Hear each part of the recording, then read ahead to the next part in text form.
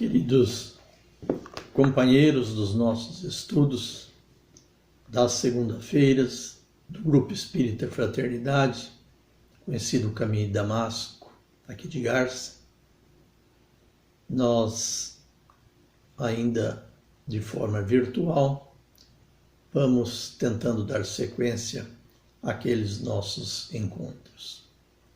Terminamos, na última vez que aqui estivemos, o estudo sequencial do Evangelho segundo o Espiritismo.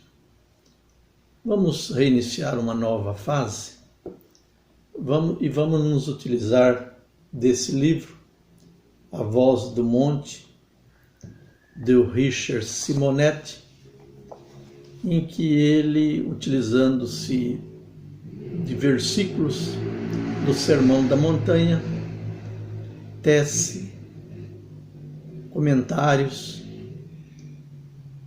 de algumas páginas, de forma bastante didática, ilustrativa, como bem o fazia o Richard nos seus livros.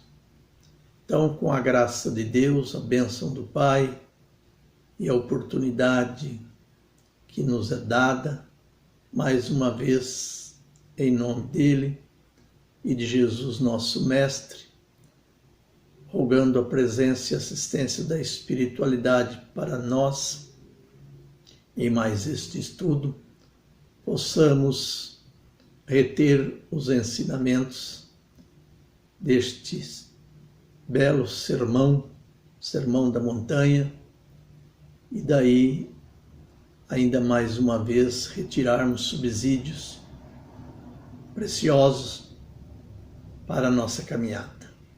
Em nome de Deus e Jesus, iniciamos mais um estudo. Como dissemos, nós vamos aproveitar deste livro, A Voz do Monte, do Richard Simonetti, página a página, para que nós possamos levar adiante, dar sequência aos nossos estudos. A primeira lição, primeira abordagem que Kardec, aliás, que Richard Simonetti faz, ele intitulou A Condição Fundamental. A Condição Fundamental é o título desta página do Richard Simonetti. E o versículo é o de número 3, do capítulo 5 de Mateus, do Evangelho de Jesus. Bem-aventurados os humildes, porque deles é o reino dos céus. Bem-aventurados os humildes, porque deles é o reino dos céus. Evangelho de Jesus, segundo Mateus, capítulo 5, versículo 3. Então, sabiamente, Richard Simonetti, a condição fundamental, né? Que condição é essa? A humildade. E inicia ele esta página. Muita gente confunde humildade com pobreza. Daí considerar-se bem-aventurado o pobre. Dele, segundo Jesus, seria o reino dos céus. Há, às vezes, esta confusão de que humilde,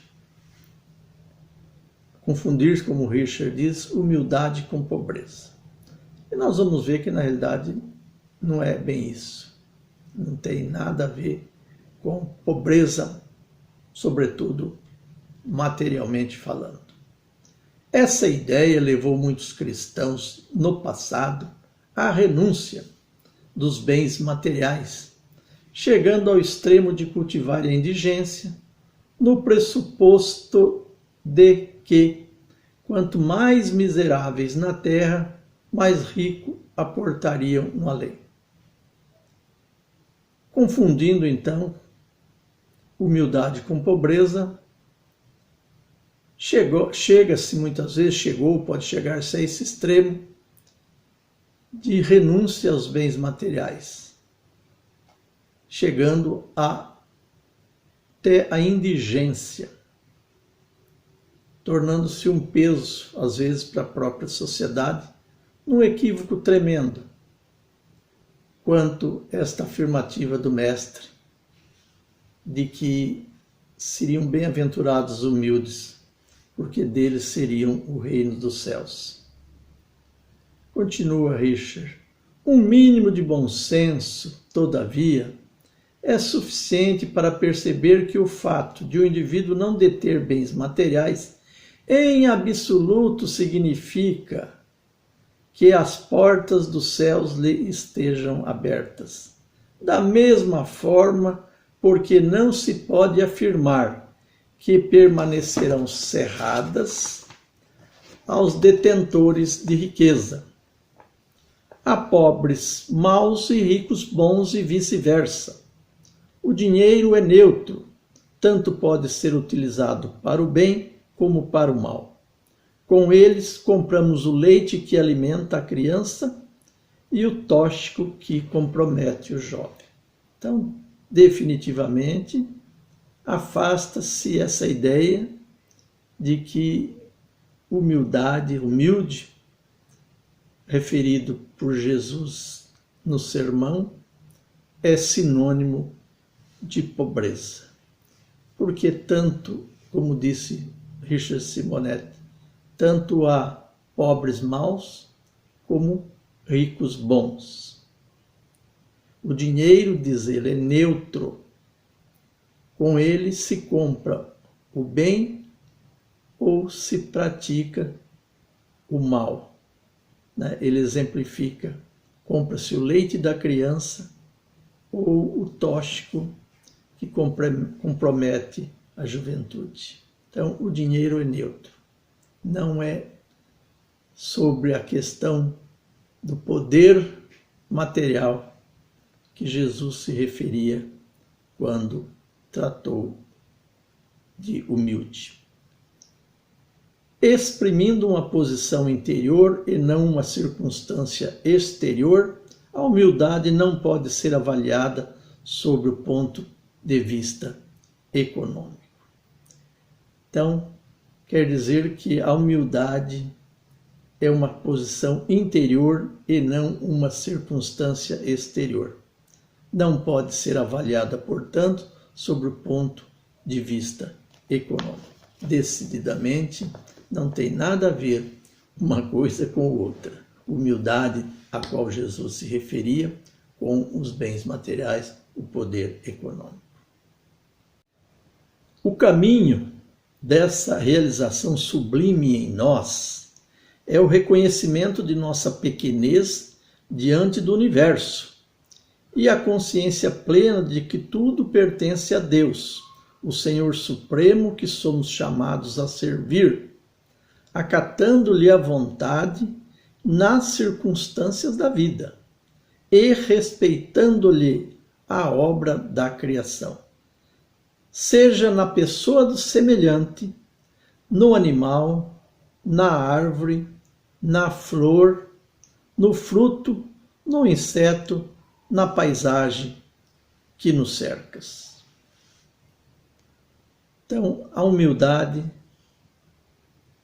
de que falava Jesus é essa que nós demonstramos, começando pelo reconhecimento da nossa pequenez, das nossas limitações e consequente respeito que devemos ter por tudo o que faz parte da natureza, que é criação, concessão divina.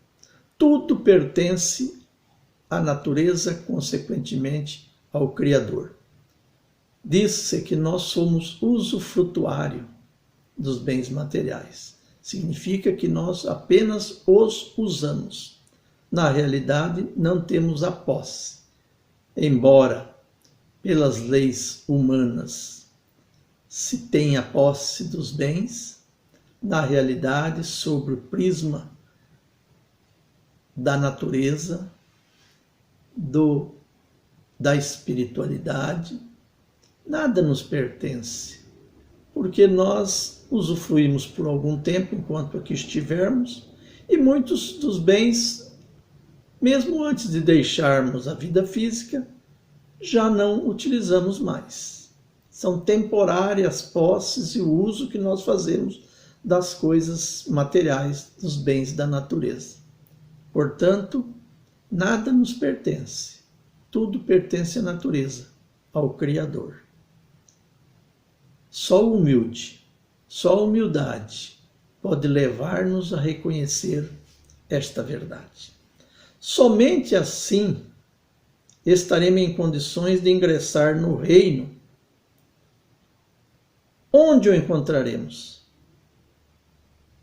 O reino dos céus, o reino de Deus. Onde o encontraremos? Grande interrogação. Na terra transformado em paraíso, quando o mal houver sido definitivamente derrotado? Ou se localizará em distante constelação, no outro mundo? Será que em plano de matéria densa, ou em esferas, ou em etéreas regiões espirituais? São as interrogações que se fazem, entre outras. Aonde encontrará este reino? Onde encontrar esse reino que os humildes herdarão ou herdariam ou poderão herdar? Nada disso. O reino, diz Jesus, está dentro de vós. Então, é dentro de nós, é no íntimo do ser que está o reino de Deus.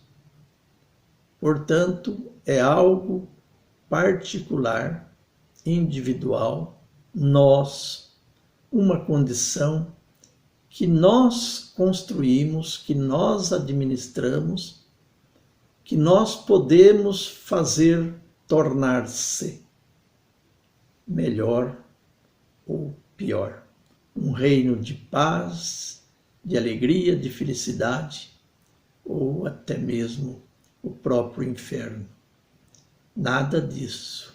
O reino, diz Jesus, está dentro de nós.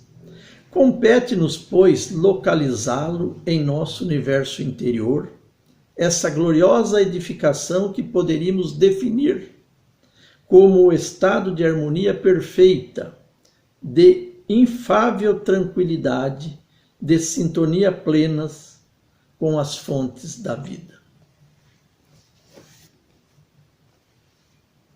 Somos nós o construtor desse reino, desse universo interior que nós localizamos, temos que localizar no nosso íntimo e fazê-lo tornar-se de uma harmonia perfeita, capaz de nos trazer paz e tranquilidade, como termina Richard dizendo, de sintonia plena com as fontes da vida.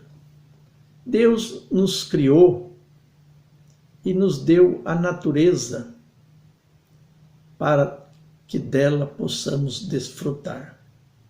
Então compete a nós buscarmos nela, na natureza, os bens, os valores, as coisas que realmente nos proporcionam o bem-estar. Correndo atrás, indo em busca daquilo que realmente pode fazer a nossa felicidade. Daí então a necessidade de realmente compreender o que é de que realmente nós precisamos, o que é que pode fazer essa nossa felicidade. Então daí a importância da gente saber até onde podemos chegar, como chegar, de que forma chegar, porque reside propriamente nisso, nós encontrarmos a felicidade ou não. Se calcarmos as nossas buscas em metas, em coisas impossíveis, é bem provável sejamos infelizes. Se nortearmos as nossas buscas pelas reais necessidades, dentro das possibilidades, das condições que temos e que a vida nos oferece, é bem mais provável que estejamos em paz e sejamos felizes, tanto quanto possível a vida na Terra nos possibilita. Lembrando então o título que Richard deu a esta página, A Condição Fundamental, ele segue aqui fazendo uma pergunta. Por que a humildade é indispensável? Por que a humildade é indispensável? A resposta é simples, diz ele. Para ingressar nesse estado de graça, é preciso ser livre e, por estranho se afigure, somente o homem humilde desfruta de liberdade plena. Para ingressar nesse estado de graça é preciso ser livre. Livre de que forma? Livre por quê e como? É isso que Richard nos leva aqui a entender. Ser livre é não estar preso às coisas que nos torturam, às coisas que nos crucificam, às coisas que nos trazem desassossegos e por aí vai. Tanto que o Richard segue aqui dizendo: todos temos aspirações em torno de determinadas realizações e empregamos esforços no sentido de concretizar nossos desejos. Estabilidade financeira, sucesso na profissão, progresso material, conforto, casa, automóvel, família, filhos. Vejamos que as aspirações do homem no mundo material são inesgotáveis pelas coisas que o cercam, pelos gozos dos bens terrenos que a natureza nos possibilita. Tudo isso tem uma razão de ser. E a grande questão é como nós nos empenhamos, até que ponto nós lutamos, aceitamos ou não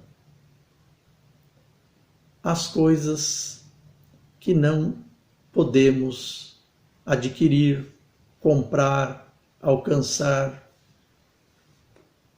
São temas, diz o Richard, que constituem nossas motivações mais frequentes. Não raro, entretanto, empolgamos-nos em demasia, e tudo isso, que deveria ser parte de nossa vida, se transforma em finalidade dela. Então, nos escravizamos. Então, aquilo que deveria ser parte se transforma em finalidade dessa. Então, a vida, às vezes, para nós, é somente conseguir objetivos que nós almejamos. E como nós sabemos, neste mundo material, não há limites de que nós possa infligir-nos naquilo que almejamos, se a gente não se posicionar de acordo com aquilo que realmente precisamos em função de tudo que almejamos. O Livro dos Espíritos tem perguntas, umas questões abordando o supérfluo e o necessário. Lógico que não existe uma quantificação numérica que nos dê o que podemos, o que não podemos, o que devemos e não devemos. Até quanto nós podemos ter, quanto nós podemos possuir de bens materiais de todas as espécies. Quantas casas, quantos carros, quantas roupas, quanto isso, quanto aquilo. Não há respostas matemáticas, numéricas, para esse questionamento. A resposta está no necessário para viver. Tudo mais são concessões outras com as quais somos agraciados. Portanto, recomenda-nos a observância da lei de Deus, que lutemos pela vida, sua manutenção, sua continuidade, a saúde, o trabalho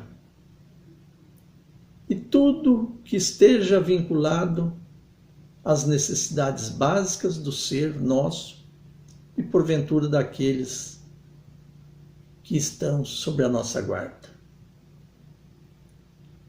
Tudo mais são meras outras conquistas que não nos é impedido, que não nos está impedido de almejar, buscar e possivelmente alcançar. Só há uma diferença. Aquele que reconhece as suas reais necessidades não se deixa abater por aquilo que gostaria de ter e não obtém. Outros se desesperam, se desestruturam, ou às vezes até parte pelos caminhos obscuros na ânsia de consegui-los, causando prejuízos a si e a outrem. Tudo porque não se chegou a um denominador comum entre as coisas do mundo e as coisas de Deus. É necessário, portanto, que, lembrando desta passagem do sermão que se referia à humildade como uma condição de espíritos que reconhece a sua limitação, a sua pequenez, acredita em Deus e sabe que tudo dele provém, a ele volta, e nós estamos aqui apenas temporariamente usufruindo de uma concessão, mais uma concessão da misericórdia de Deus. Falando então dessas questões daquilo que a gente almeja, às vezes, de forma sem limite, limitados, nossos ilimitados desejos, ele dá um exemplo. Há, por exemplo, o homem que se empenha no louvável propósito de melhorar sua situação financeira. Monta um estabelecimento comercial, prospera, sempre procurando melhorar, monta outro negócio, prospera, depois outro e mais outro, prosperando sempre. Acaba movimentando fortunas imensas, mas já não é dono de si. Não dispõe de tempo para mais nada.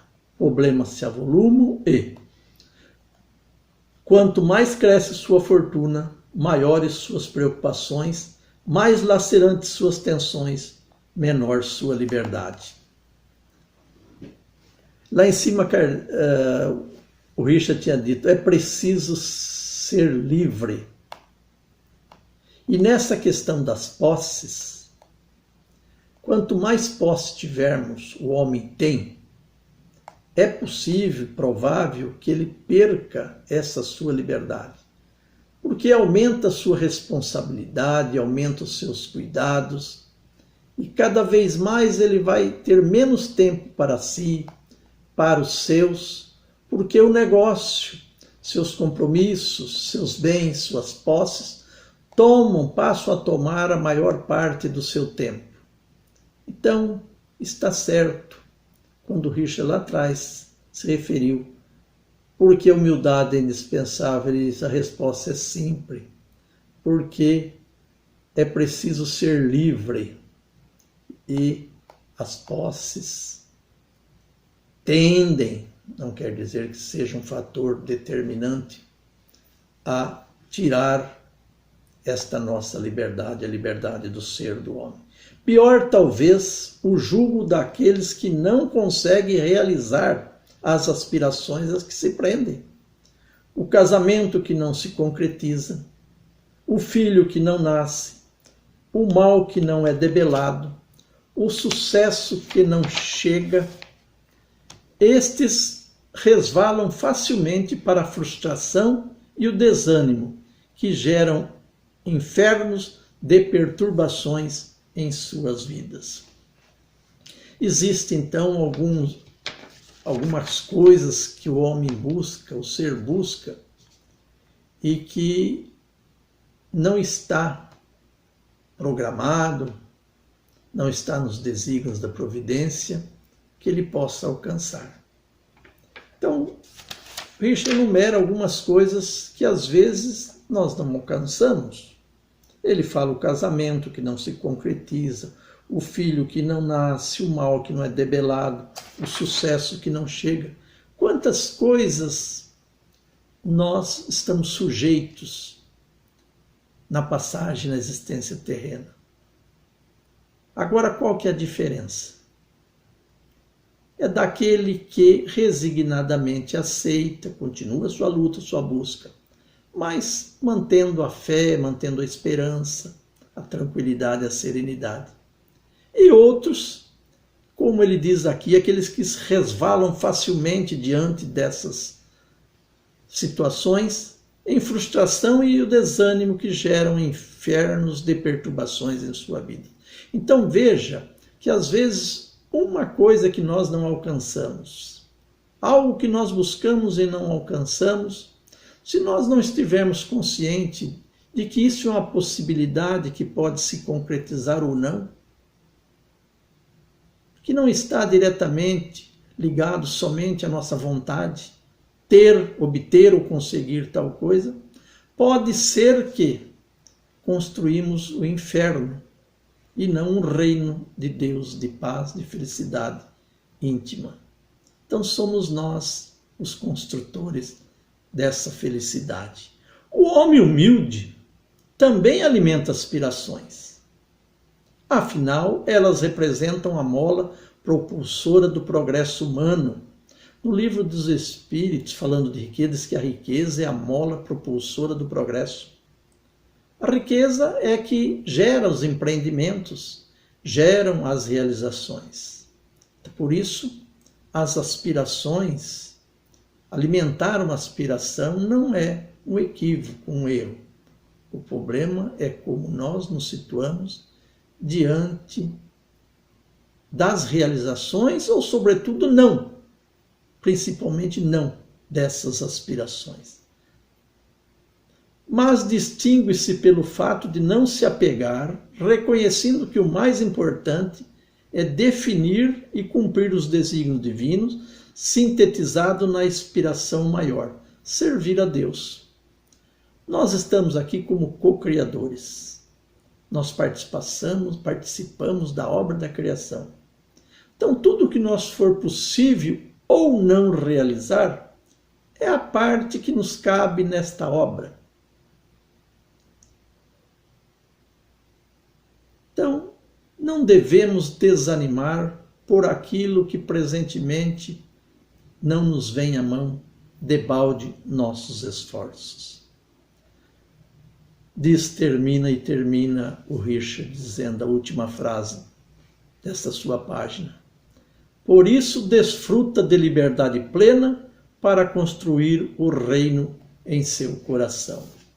Então, quando nós realmente aceitamos os desígnios de Deus, nesse particular de construir nós mesmos a paz interior, ser humilde, na humildade de coração, na humildade da alma, nada guardando relação com as posses materiais, sejam elas quais forem, a que tivermos buscado, obtido ou não, mantemos-nos serenos, mantemos-nos em paz, sejamos felizes e estejamos tranquilos, porque é isso que nos cabe dentro da misericórdia, da bondade, do amor do Criador. Fica aqui então o estudo que aproveitamos do Richard Simonetti sobre o Sermão da Montanha, as chamadas bem-aventuranças, que pretendemos dar sequência oportunamente, versículo a versículo, desta forma que hoje aqui fizemos, e desde já agradecemos a Deus, a Jesus, por aqui estarmos e essa possibilidade que nos foi dada. Em nome do Pai, nosso Deus, de bondade e amor infinito, e de Jesus, nosso Mestre amado, nós finalizamos o estudo de hoje. A todos um abraço, fiquem com Deus, se cuidem e até o próximo.